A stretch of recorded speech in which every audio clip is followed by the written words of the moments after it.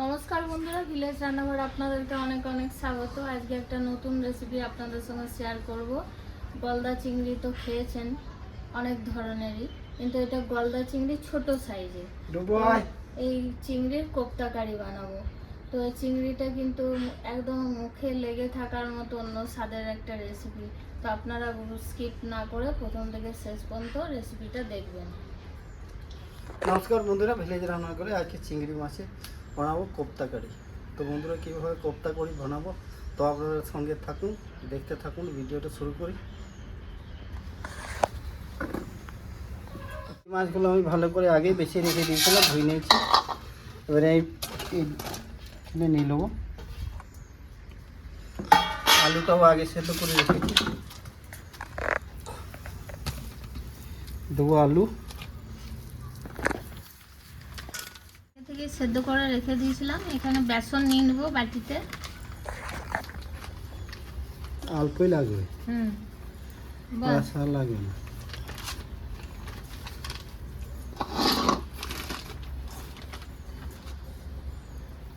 এখানে আলুটা একটু কেটে দাও, তো আলু লাগবে না।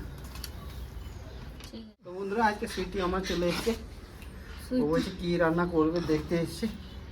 তো বন্ধুরা, এখানে দেবো আমি রসুন কুচি, আদা কুচি,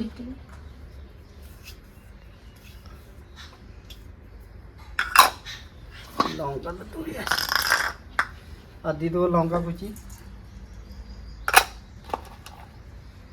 আর দেবো পেঁয়াজ কুচি, আর একটু দিয়ে দেবো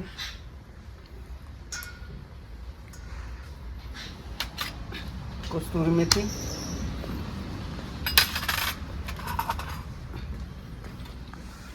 পরিমাণ মতো লবণ, দিয়ে দেবো হলুদ গুঁড়ো, হাফ চামচে লঙ্কা গুঁড়ো, চামচ ধনে আর জিরে গুঁড়ো। এবারে মাখিয়ে তারপরে দিয়ে করবো কি তোমার কাছে তোমার কাছে ট্রেনিং নেবো কি তাই বলি।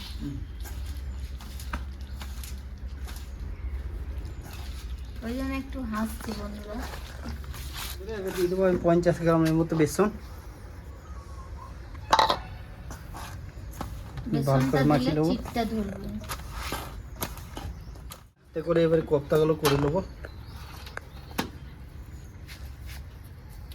যা হবে না চিংড়ির কোপ্তা কারি, আর আজকে ঠান্ডা ঠান্ডা এখন আবহাওয়া হয়ে আছে, দারুণ লাগবে খেতে। কাঁচা খেয়ে দেখো না কেমন লাগে। তো বন্ধুরা, একঘেয়েমে খেতে তো ভালো লাগে না, তাই এই ধরনের যদি একটু বানানো যায়, দুটি ভাত খাওয়া যাবে। আপনারাও এভাবে বানাবেন, খুব সহজ পদ্ধতি। তো বন্ধুরা, উনুনটা ধরে গেছে, এবার কড়াইতে চাপিয়ে দেবো কোপ্তাগুলো ভাজা জানে। তো কোপ্তাগুলো ততক্ষণে আমি রেডি করে রাখি তেলে ভাজার জন্য। তেলটা গরম হোক, তারপর তো আমার কোপ্তাগুলো রেডি হয়ে যাবে। তো বন্ধুরা, দিয়ে দেবো সরষের তেল। তেলটা গরম হয়ে গেছে, আমি কোপ্তাগুলো দিয়ে দেবো, একটা একটা করে ভেজে নেবো।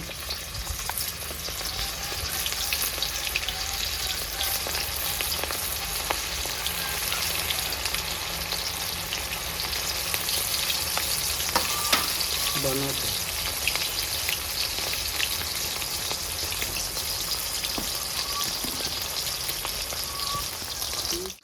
খুব সুন্দর লাগে, হয়ে গেছে। এবার তুলে নেবো। দেখুন কত সুন্দর হয়েছে কোপ্তা বন্ধুরা, লাল লাল।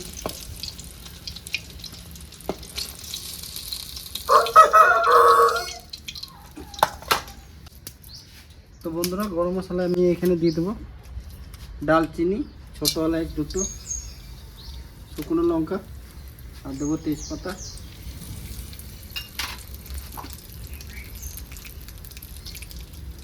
দিয়ে দেবো কেটে রাখা পেঁয়াজ,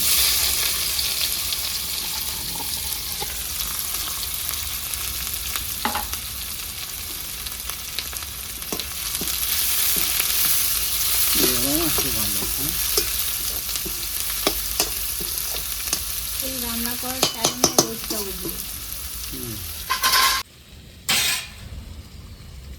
পেঁয়াজটা আমার প্রায় ভাজা হয়ে গেছে, এবার আমি দিয়ে দেবো আদা রসুনের পেস্ট 3 চামচ দিয়ে দিলাম, বেশি দেবো না।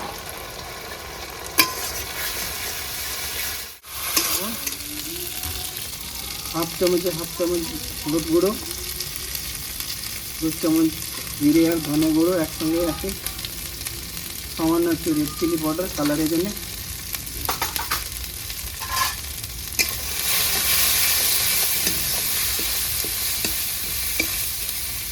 তো বন্ধুরা এখানে টমাটোর পেস্ট দিয়ে দেবো, জল দিচ্ছি না এখন।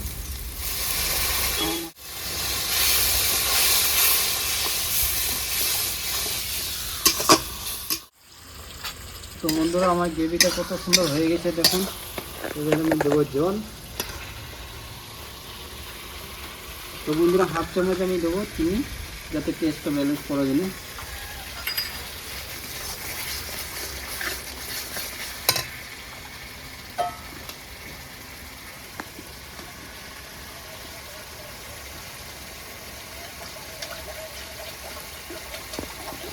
বন্ধুরা এবার জল দেবো, আর একটু দিয়ে দিই, হ্যাঁ পাতলা করে গোড়া হবে। পাতলাই ভালো।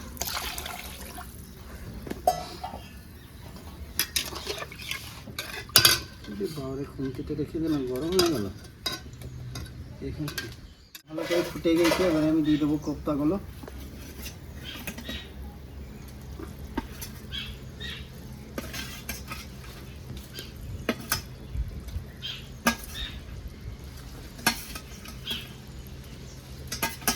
কোপ্তাগুলো পালিয়ে যাচ্ছে।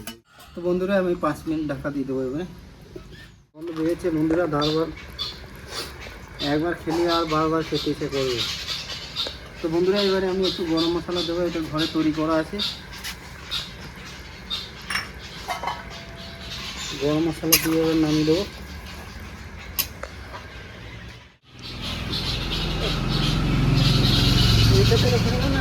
রাখো না, এটাতে রাখো। এটাতে এসছে, গন্ধ দারুণ বেড়েছে। এবার খেয়ে দেখি, আর ধৈর্য রাখতে পারছি না।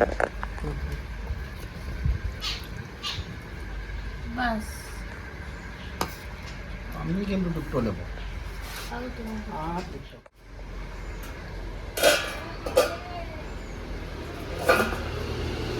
চারটে ভাজা রেখেছি, ক্যামেরাম্যানের একটা, আমার একটা, আর আমার একটা ভাইপো আসবে, একটু দেরি হবে আসতে, তার জন্য। এবার খাওয়া দাওয়া করে দেখি বন্ধু। বাজারে কি ভাজাটা কীভাবে পাবো? সলিড ওই দুর্দান্ত। ভাতগুলো এখনই গরম হয়েছে।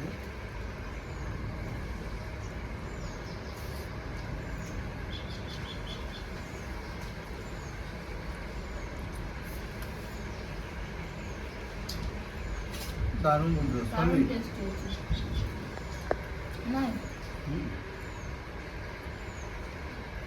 বাড়িতে বানাবেন, দেখবেন সবাই খেয়ে নেবে, এত সুন্দর একটা রেসিপি। তো বন্ধুরা এই রেসিপিটা কেমন লাগলো কমেন্টের মাধ্যমে জানাবেন, আর ভিলেজ রান্নাঘর চ্যানেলটিকে ফলো করবেন, সাপোর্ট করবেন, আর খুব বেশি বেশি শেয়ার করে দেবেন। আর ইউটিউব থেকে যেসব বন্ধুরা দেখছেন এখনো সাবস্ক্রাইব করেননি, তারা অবশ্যই করে পাশে বেলাইকনটি পাশে ক্লিক করবেন, নোটিফিকেশনটা অন করে রাখবেন, যাতে ভিলেজ রান্নাঘর চ্যানেলটি আপনারা চলে আসে। আপনারা খুব ভালো থাকবেন, সুস্থ থাকবেন, সাবধানে থাকবেন, পরের ভিডিও দেখা হবে। তো বন্ধুরা আপনারা একবার এই রেসিপিটা ট্রাই করে দেখুন, এত সুন্দর লাগছে খেতে। একবার খেলে আর ছাড়তে পারবে না, বারবার ইচ্ছা করবে যে এই রেসিপিটাই করবে। আবার নতুন নতুন ভালো ভালো রেসিপি দেখে জানি ফেসবুক চ্যানেলটাকে ফলো করে দিয়ে আর পাশে থাকবে।